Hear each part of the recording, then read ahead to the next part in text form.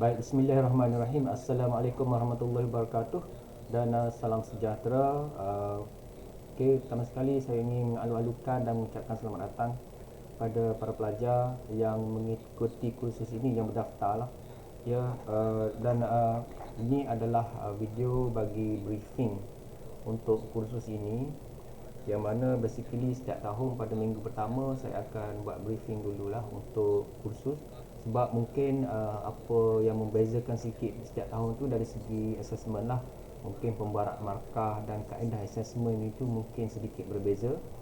That's why setiap tahun saya akan guide student melalui dengan cara briefing, iaitu kaedah-kaedah yang saya gunakan, macam mana saya menggunakan e-learn, macam mana berkenaan dengan penjadualan kuliah juga, mungkin kadang ada perubahan dan sebagainya. Okay, juga macam mana saya mengadakan announcement dan sebagainya lah. Tambahan pula sekarang ni kita dalam PKP, yang mana semua kursus dijalankan secara online. Mungkin sedikit berbeza dengan tahun-tahun yang sebelumnya. Cumanya yang mungkin lebih kurang sama dengan tahun-tahun sebelumnya adalah dari segi outcome based education lah. Nanti saya akan pergi lebih lanjut bagaimana saya akan menerangkan berkenaan dengan outcome based education. Saya akan tunjukkan syllabus dan explain sedikit lah berkenaan dengan outcome of this study. So maksudnya apabila awak mengikuti kursus ini, di akhir kursus ini apa yang awak dapat sebagai student. Okay, bila awak ambil kursus ni, apa yang awak dapat dari segi kemahiran ataupun ilmu yang dia dapat tu. Dan saya sebagai pensyarah hanyalah orang yang bertanggungjawab untuk transfer ilmu tu daripada yang dah ada. Maknanya ilmu daripada buku ke, daripada apa-apa rujukan sekalipun, saya akan facilitate you all untuk mendapatkan ilmu itu. Itu satu dari segi ilmu. Dan dalam kursus ini, ianya didesain supaya awak dapat skill-skill lah, skill-skill yang baru. Contohnya untuk kursus ni specifically mungkin awak akan dilatih ataupun dari segi assessment lah, untuk memahirkan awak dalam dalam communication skill ataupun PLO yang keempat itu. Alright, pertama sekali saya nak pergi kepada pembelajaran. So kalau all tengok kat sini, okey, ini adalah interface bagi pembelajaran bahagian pensyarah lah. Dan saya adalah tenaga pengajar bagi 2 kursus pada semester ini. Dan nama saya Muhammad Zalani bin Daud, salah seorang daripada pensyarah yang mengajar di bawah Fakulti Teknologi Kejuruteraan Kelautan dan Informatik, yang mana saya berada di bawah program Sarjana Muda Sains Penggunaan Elektronik dan Instrumentasi. Dan ini adalah kursus elektif yang ditawarkan di bawah program Sarjana Muda Sains Penggunaan Elektronik dan Instrumentasi. Walau bagaimanapun, kursus elektif ini boleh juga diambil oleh pelajar-pelajar selain daripada pelajar AD lah, iaitu pelajar-pelajar lain di bawah fakulti yang sama, iaitu Fakulti Teknologi Taktik KI kita. Dan juga saya juga buka kuota bagi pendaftaran pelajar-pelajar di luar daripada fakulti. Okay, basically kuota pendaftaran tu saya boleh set lah. Untuk yang kursus ini saya buka hanya kepada pelajar tahun 2 dan pelajar tahun 3. Okay, so dan ini adalah kursus mesin elektrik. Saya nak pergi kepada e-learn itu sendiri. Basically untuk announcement bagi kursus ini, saya akan buat announcement dalam bahagian announcement ni lah. Contohnya saya ada announce awal-awal hari tu berkenaan dengan WhatsApp group, disebabkan kita dalam PKP, so banyak communication. Mungkin kadang-kadang pelajar tu dia kurang menggunakan e-learn, tapi biasanya WhatsApp ni memang selalu pelajar gunalah. That is why kita nak menggunakan approach yang paling mudah sekali, iaitu menggunakan WhatsApp untuk as a medium of communication between us, among us lah. So saya ada bagi link WhatsApp, yang mana saya ada buka group WhatsApp. Biasanya pelajar yang baru mendaftar kursus ini akan dapat akses pada e-learn. Dan bila dia pergi ke e-learn, walaupun saya tak tahu nombor telefon dia, bila dia pergi ke e-learn, dia akan dapat akses kalau dia buka bahagian announcement ni lah. Okay, So dia akan dapat access announcement ni, dan dia pergi kepada link ni, akan automatically dia akan dapat register masuk ke WhatsApp group kita. Okey, itu berkenaan dengan announcement. Dari masa ke semasa saya akan masukkan kat situlah berkenaan dengan announcement lah. Dan juga since kita kena buat kuliah melalui online, biasanya saya akan menggunakan Webex seperti juga mana-mana pensyarah yang lain. Webex adalah medium yang biasa kita gunakan sebagai aplikasi untuk online kuliah ini. Dan basically kita boleh set up Webex itu untuk kuliah yang 14 minggu straight, ya. Maknanya saya akan kumpulkan email-email pelajar dalam WhatsApp group untuk saya daftarkan email tu, supaya you all dapat invitation lah daripada Webex, yang mana invitation link tu akan dihantar ke email masing-masing. Dan selain daripada itu, saya akan pastikan setiap kali sebelum kuliah, contohnya sebelum kuliah pukul 8 pagi hari Ahad itu, saya akan post kembali link Webex yang terlibat untuk kuliah 2 jam kita. Begitu juga dengan kuliah yang kuliah hari Rabu, yang kuliah sejam tu juga saya akan post sebelum kuliah. Dan pastikan sebelum kuliah you all bersedialah untuk klik ke link dan masuk, kalau boleh tepat pada waktunya lah. Kalau kuliah start pukul 8 lah kita mula.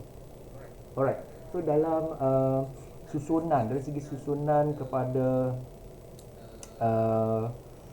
e-learn saya ini, sebagaimana yang sebelumnya juga, saya biasanya akan letakkan satu bahagian untuk saya masukkan contohnya QR code attendance ni. Setiap kali kuliah, saya akan generate QR code ni dan paparkan pada skrin untuk para pelajar scan dan daftar masuk ataupun daftar dari segi attendance itu.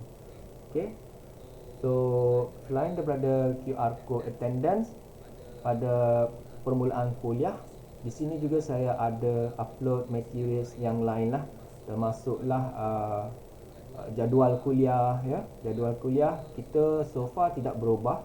Kita stick on the existing schedule, kelas kita tak berubah, iaitu pukul 8 pagi sehingga pukul 10 hari Ahad, dan juga hari Rabu pada pukul 2 hingga pukul 3. Dan basically untuk kelas 2 jam ataupun kelas sejam itu tidak diperuntukkan khusus, yang mana saya nak buat tutorial, yang mana saya nak buat lecture. From time to time saya akan announce dalam kuliah maksudnya bila kita ada tutorial session, saya akan bagi tahu. Okay, so basically begitulah perjalanan kuliah. Tak kira dalam tempoh kuliah 2 jam itu saya nak buat tutorial, saya buat tutorial. So far macam tu. Okay, arrangement dia macam tu. Okay, dan seterusnya saya ada masukkan jugalah yang paling penting kat sini, iaitu syllabus dalam file Excel ini, dan juga MyCA, iaitu pemberat bagi kaedah pengajaran, pembelajaran dan juga assessment. Okay, MyCA ini sebagai support dokumen kepada syllabus itu sendirilah. Dan seterusnya buku-buku teks yang digunakan dalam kursus ini, iaitu buku teks yang saya gunakan, yang mana saya buat rujukan untuk menyediakan nota-nota kuliah dan juga slides, itu sebenarnya datangnya daripada Fundamental of Electric Machinery daripada Chapman. Stephen J. Chapman ini adalah penulis buku bagi Electric Machinery Fundamental. Dan juga saya juga menggunakan buku reference ataupun buku rujukan daripada Wildy, ataupun Wildy itu nama dia punya author, namanya adalah Theodore Wildy. Okay, bukunya adalah Electrical Machines, Drive and Power System. Buku ni sebenarnya telah digunakan oleh pensyarah saya di Australia masa saya buat master. Dia mengajar kursus ni, dia mengajar power system, dan dia mengajar student undergrad saya pun masuk kelas dia. So dia menggunakan buku ini. So maknanya buku ini memang digunakan oleh di mana-mana sahaja universiti dan agak relevan, amat relevan dengan kursus berkaitan dengan electric machinery. Okey, seterusnya dokumen-dokumen tambahan lah berkenaan dengan OBE ya. Ini boleh rujuk jugalah kalau ada masa, boleh apa nama ni mempelajari juga, ataupun boleh tengoklah berkenaan dengan apakah itu konsep pengajaran dan pembelajaran outcome based education ini. Alright. So seterusnya bahagian-bahagian yang saya bagikan itu lebih kepada topik lah. Itu topik 1, 2, 3 dan 4 lah. Setiap topik ini saya akan drag masuk file-file kuliah ataupun file slide yang akan saya bincangkan ataupun saya deliver dalam kuliah nantilah. So make sure you all boleh download lah semua file-file ini. Kalau ada apa-apa saja masalah berkenaan dengan akses kepada material dalam e-learn ini, boleh sahaja WhatsApp personally kepada saya ataupun tanya dalam WhatsApp group kita. Okay, so untuk pembahagian kepada topik ini 1, 2, 3, 4, basically apabila saya tamat sahaja topik yang pertama dan tamat termasuk tutorial lah. So habis semua tu saya akan postkan online quiz ya, online quiz dalam bahagian ni lah. Maknanya online quiz tu saya akan post related to topic 1 lah. Okay, so every time bila kita ada assessment, of course saya akan announce dulu dalam e-learn dan juga saya akan announce dalam WhatsApp group. So sekarang ni lebih mudah WhatsApp group lah. Once saya dah upload dan post dan it is available for you all to answer, then saya akan announce ataupun bagi tahu dalam WhatsApp group. Okay, begitu juga dengan test. Kalau ada online test, semua saya akan menggunakan platform e-learning ini untuk buat assessment dari segi quiz, test, assignment dan sebagainya. Semua saya akan masukkan kat sini. Okay, so pastikan you all sentiasa access e-learning dan sentiasa tengok apakah updates yang terbaru lah yang saya masukkan dalam e-learning ini. Alright, seterusnya bahagian final exam. So far final exam kita tak tahu lagi macam mana kaedahnya untuk sementara dalam lockdown ataupun PKP ini, sementara kuliah dalam online ini. Kalau ikutkan tahun lepas, exam saya ditukar kepada penilaian berterusan. Maksudnya katalah untuk continuous assessment 60% tu saya ada test 1 and test 2.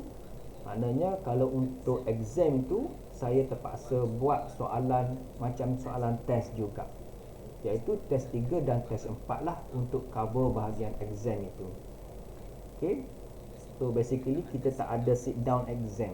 Maknanya exam secara fizikal tu mungkin tak ada lah, dan akan digantikan dengan written assessment yang lain ataupun online assessment, online test, ataupun mungkin saya boleh bagi juga kalau saya nak bagi assignment terpulang.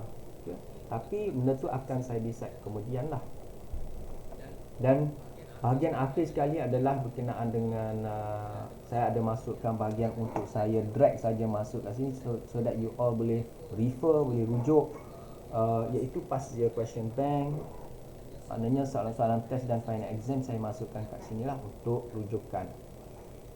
Okey, itu berkenaan dengan e-learning. Alright. Okey, seterusnya berkenaan dengan outcome based education. Outcome based education ini mana nak pergi ni kan? Okey, ada syllabus.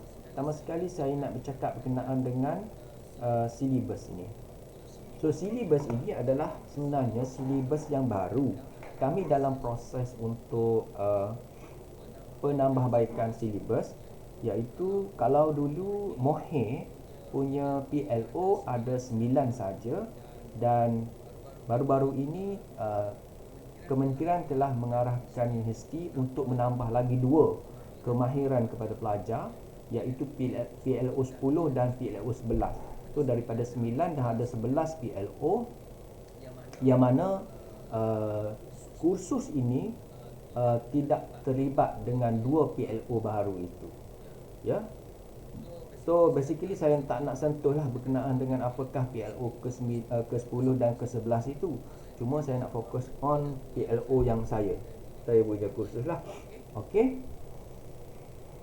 So based on MQF 2.0 yang baru itu, ini adalah format ataupun template syllabus dia lah. Okay. So syllabus dia dalam Excel. Basically untuk konten dari segi topik-topik itu sama saja. Okay, mungkin terdapat sedikit perubahan lah dari segi course learning outcome. Okay, so kalau you all tengok kepada syllabus ini ya, course name design lama, salah kursus ni. Sekarang ni electric machine ya. Electric machine mana?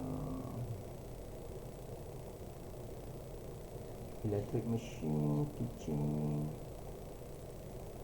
Okay, ini adalah syllabus untuk electric machine. Okay, machine electric. Okay. Ya, sekejap ya, sabar.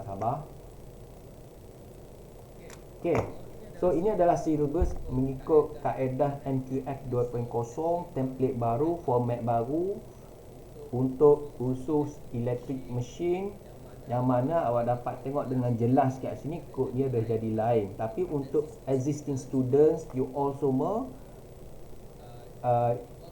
masih lagi menggunakan FEI 4307. EDI 4493 ni adalah kod baru yang apply kepada student yang baru. Okay, dan kursus ini adalah elective lah. So elective basically biasanya lah kursus elective ni harap-harap semua faham lah.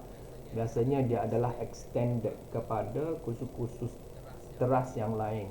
Maksudnya contoh electric machine ini dia lebih membincangkan perkara berkaitan dengan rotational motion ataupun rotational electromagnetic punya motion.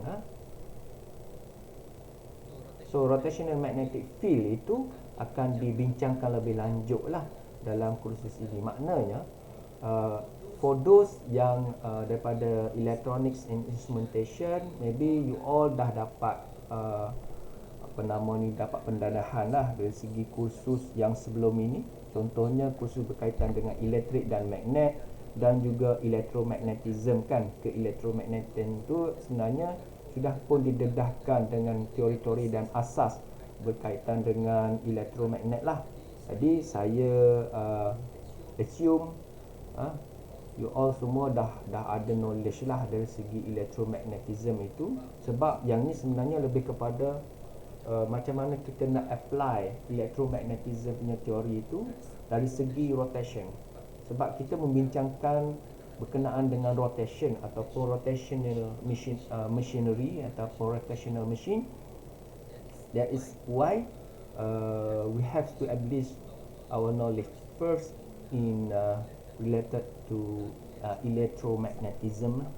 So this is the course synopsis. You can read what is the course synopsis. So basically we will be discussing on the theories and laws about magnetic and magnetically coupled circuit. So and then the principles behind electromechanical. Nampak tak situ? Elektrik dan mekanik sekali. Dan itulah maksudnya motor. Motor ni sebenarnya adalah penukar tenaga daripada tenaga elektrik kepada tenaga mekanikal dalam bentuk rotation kan. Okay, electromechanical energy conversion. Dan seterusnya principles and characteristics of machines such as transformer. So maknanya bila kita bercakap berkenaan dengan electric machine ni, dia punya konsep dan prinsipalnya sama juga dengan transformer. Okay, walaupun transformer itu fungsinya untuk menukarkan voltage, menaikkan voltage ataupun menurunkan voltage, tetapi dari segi konsep asalnya, dari segi electromagnetism punya konsep, ianya seakan sama saja dengan konsep-konsep berkaitan dengan motor ataupun generator. Begitu juga dari segi synchronous machine, apakah itu synchronous machine? Yang mana synchronous machine ni lebih kalau kita menggunakan istilah lain adalah AC lah, ataupun alternating current machine. Dan seterusnya berkenaan dengan induction machine. Induction machine ni lebih kepada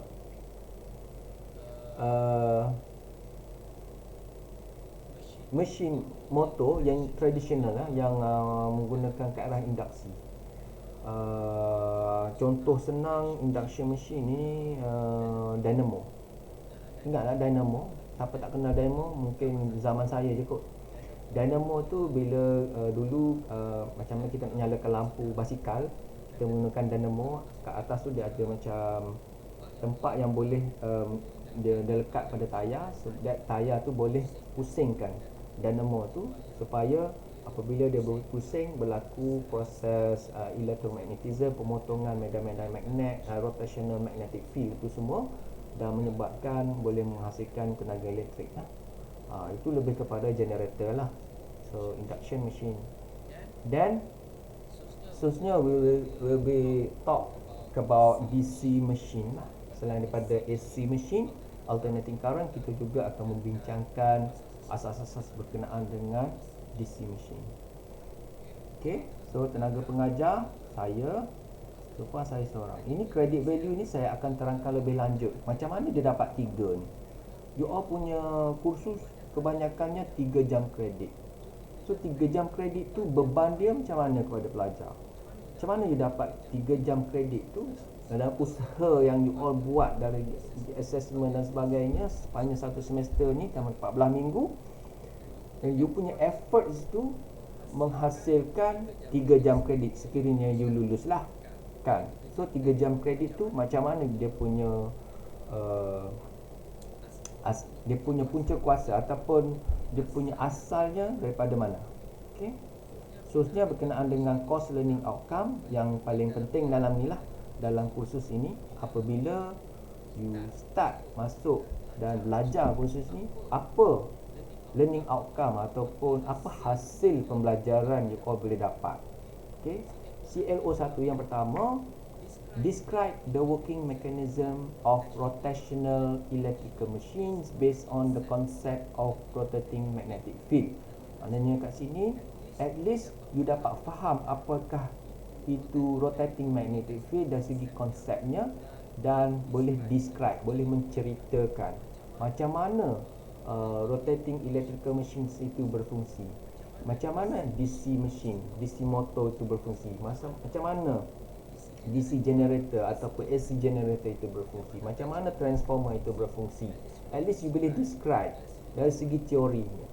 Okay, so levelnya tak tinggi sangat kognitif level 2 sahaja, iaitu describe.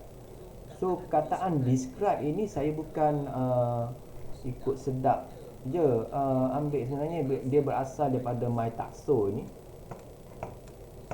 Saya kalau saya buka MyTakso, saya nak tahu level C2 ini apa ayat-ayat yang boleh saya gunakan untuk level C2 ini, dan antara ayat yang boleh saya gunakan adalah describe lah.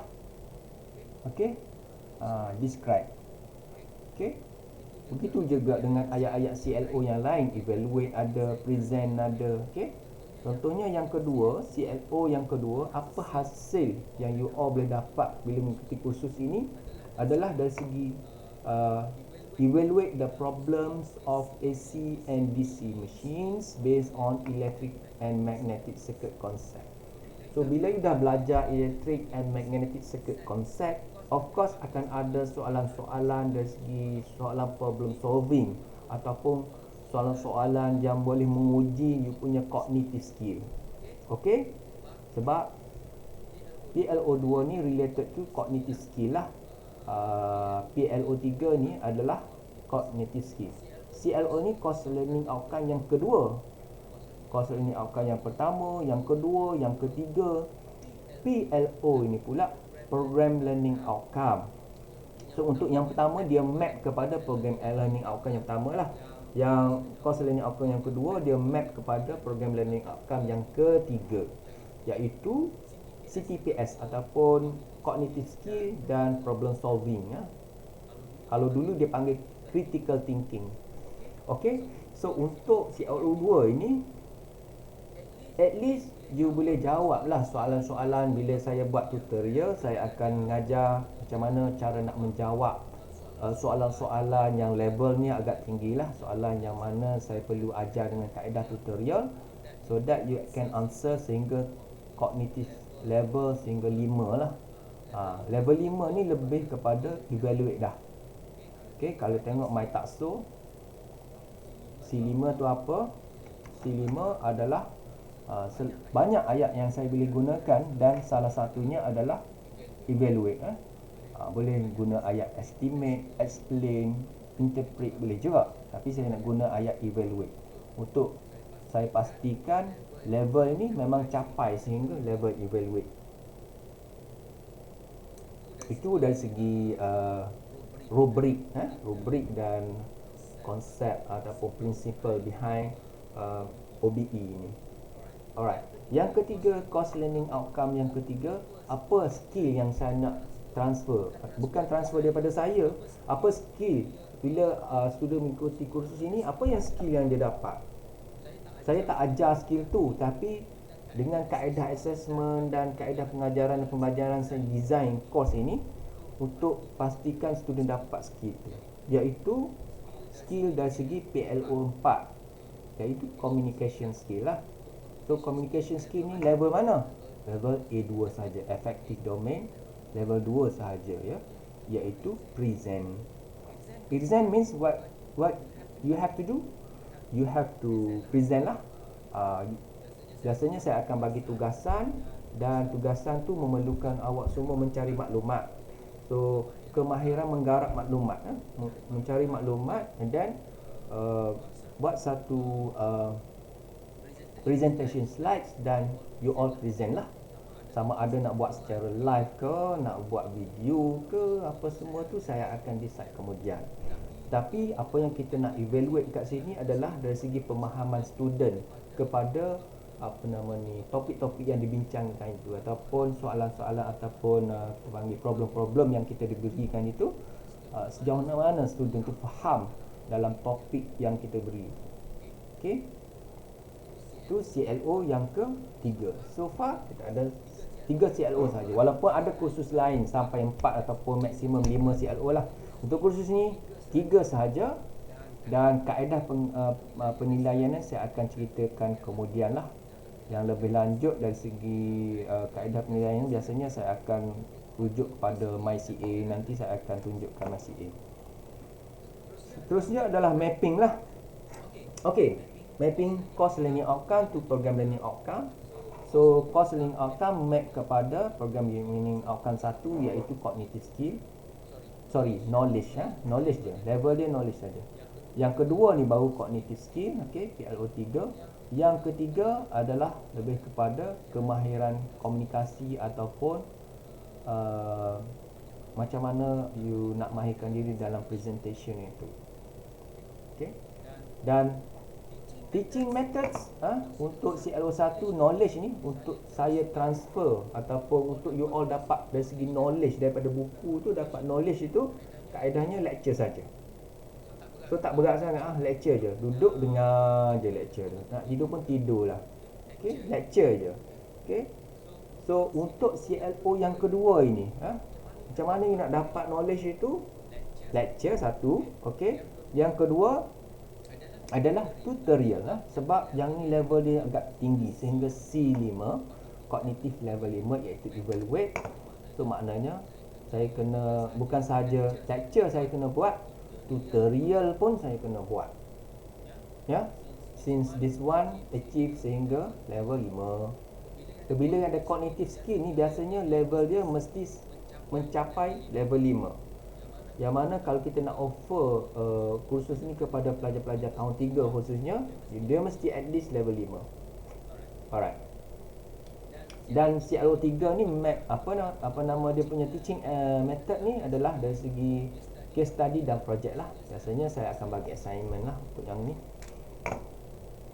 So bagaimana pula dari segi assessment method, ya, untuk kursus ni, untuk bahagian CL1 untuk mahirkan you all dalam knowledge ini, biasanya saya akan uji menggunakan quiz, iaitu quiz 1 sehingga quiz 4, juga test 1 yang biasanya berbentuk objektif saja, maklumat umum saja berkenaan dengan teori, dan juga final exam part A, ya. So basically kat sini pun you dah boleh score banyak markah dah. Okay, quiz 1, 2, 3, 4, test 1 dan final exam part A. Untuk CLO2, test 2, final exam part B.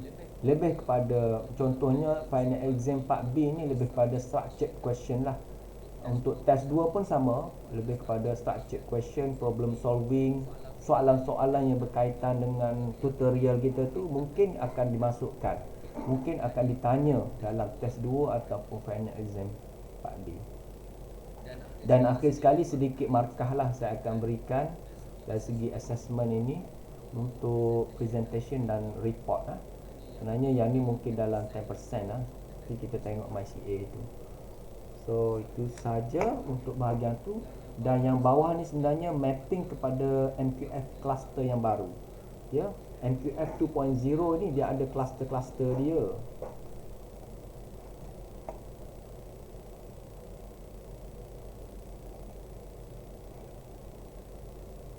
So kalau tengok kat sini ya, ada cluster-cluster dia.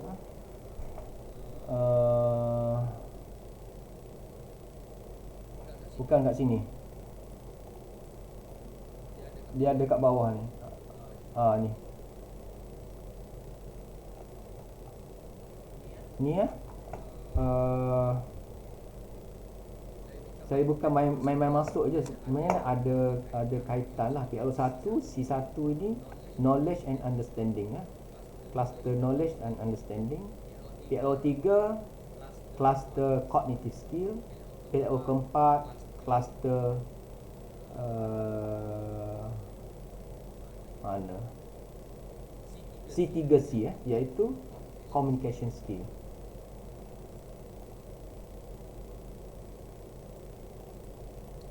Sebenarnya ada file ni, saya tak ingat ada kat mana dah.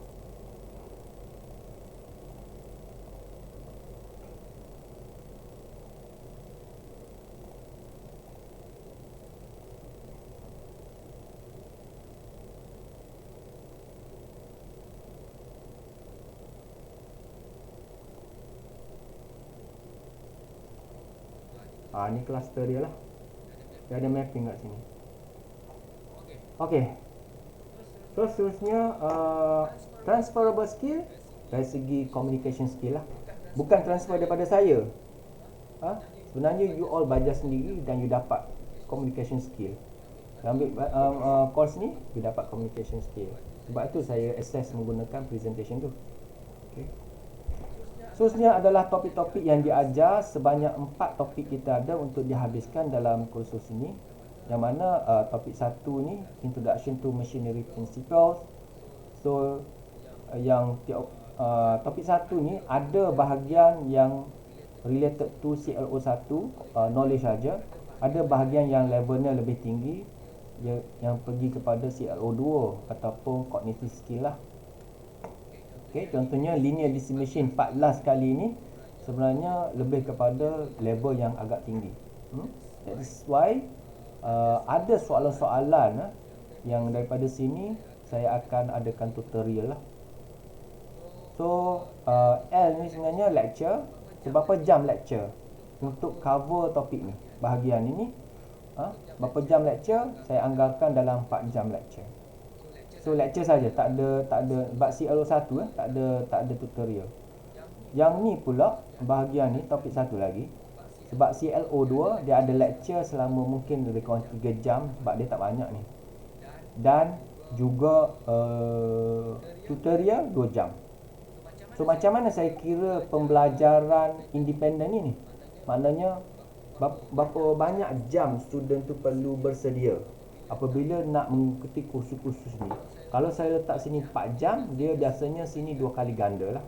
Maknanya kalau saya ambil masa untuk mengajar bahagian ini 4 jam, student tu kena prepare lebih kurang 8 jam preparation. Yang ni pula 3 jam ni student tu kena prepare 2 kali ganda, iaitu 6 jam kan. Kenapa jadi 7? Sebenarnya lecture ni dia antara 1 hingga 2 jam. Ini saya bukan ikut sedak juga. Sebenarnya daripada panduan-panduan yang kita ada, iaitu kalau tengok yang ini, Garis Panduan Pembangunan Program Akademik Universiti Awam edisi kedua 2018. Okay, so kuliah kita boleh specify lah, kita boleh anggarkan lah berapa jam student perlu prepare. Untuk 1 jam kuliah, dia kena prepare maksimum 2 jam, antara 1 hingga 2 jam lah. Sebab itulah dia jadi 7. Tak semestinya sini dah ganda jadi 6 campur 2 jadi 8, tak. Okay. So kalau tutorial 1 jam 1 jam, 1 jam bersemuka, 1 jam kendiri, iaitu student belajar sendiri. Maknanya untuk yang ni 3 jam ni you all kena prepare sebanyak 5 jam ya, 5 jam. So yang ni sejam 2 jam, you all kena prepare 2 jam. So 5 tambah 2 jadi 7.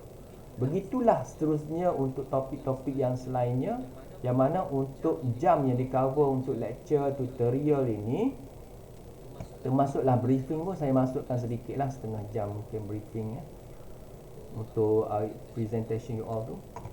So equivalentnya 56.5 per jam, 96.5 jam. Ni belum tambah lagi dengan jam-jam saya peruntukkan untuk assessment untuk kuis Contohnya kuis 1, 2, 3, 4, setiap kuis 1 jam. Okey. Ini pecahan markah. Setiap kuis 1 jam, student kena belajar 4 jam. 1 jam nak buat kuis, you all kena prepare 1 jam. Okay, so 4 kuis 4 jam lah. So sebenarnya test sama juga. Test sejam setengah, you all kena prepare sejam setengah. Test kedua sejam setengah, you all kena prepare sejam setengah. Ini sebenarnya fizikal ataupun online ni sebenarnya saya letak silibus memang macam ni. Tetapi kaedah sebenar, sebab sekarang PKP mungkin semua dijalankan secara online. Presentation setengah jam ataupun 30 minit ya. You kena prepare dalam tempoh sejam macam tu.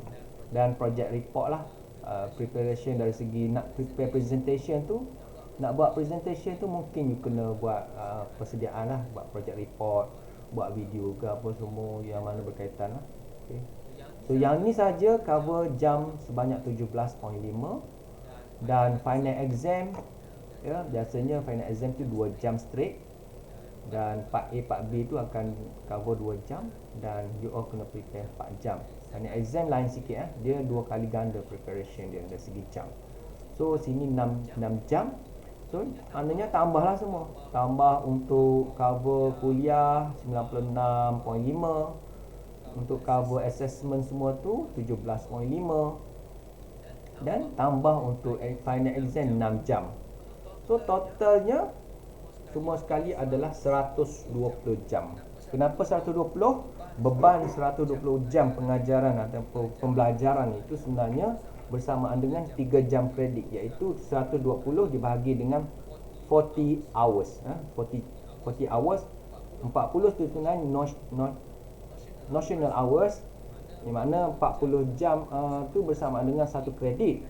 Jadi 120 jam bersamaan dengan 3 jam kredit. So yang hijau-hijau ni dia auto calculate. Akhir sekali dia dapatlah kat sini. Yang saya cakap tadi credit value ni, kenapa dia dapat 3 jam. Itu explanation dia kenapa dia dapat 3 jam. Okay, itu beban-beban pengajaran dan pembelajaran untuk student dapat 3 jam. Sekarang ni memang strict untuk MQF 2.0. Pensyarah kena pastikan 120. Tak boleh lebih. Kalau lebih, maknanya student tu memerlukan masa yang lebih lah untuk belajar. Okey, betul tak? Penat penat alik student. Belah student tu penat. Syarah pun penat juga. Tapi belah student tu lagi penat. So, kalau ada pensyarah yang buat ni lebih daripada 120, awak tegur dia. Kenapa pensyarah lain semua 120? Tanya dia. Okey, itu tak boleh. Tak boleh lebih daripada 120. Wajib 120, tidak kurang, tidak lebih.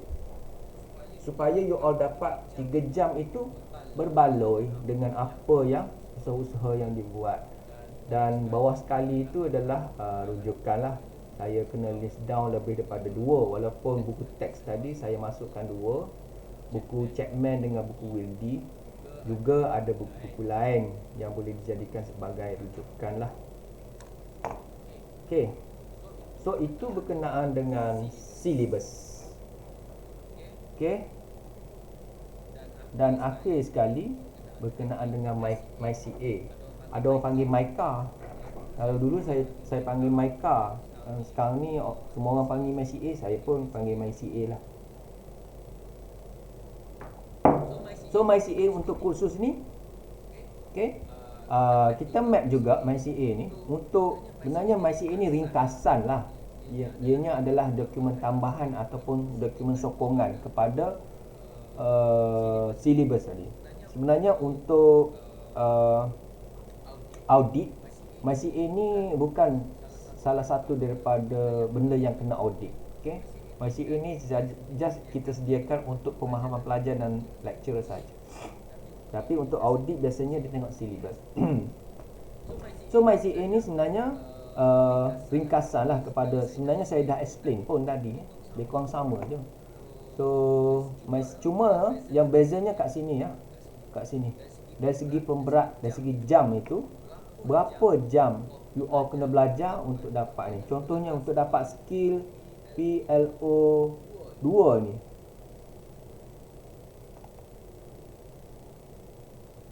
alamak, salah lagi. Ni mesin ke? Ini bukan ni. Ini kursus saya yang lain. Ini kursus saya yang satu lagi. Mana MyCA ni habis.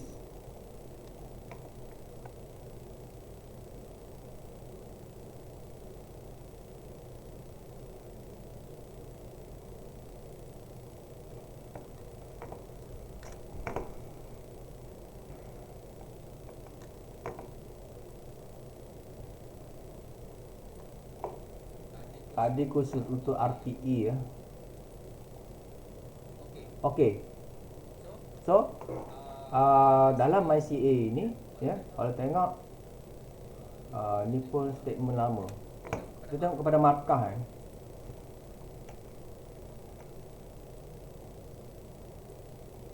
PLO 1, kita nak evaluate you all punya cognitive skill lah. Ini pun lama.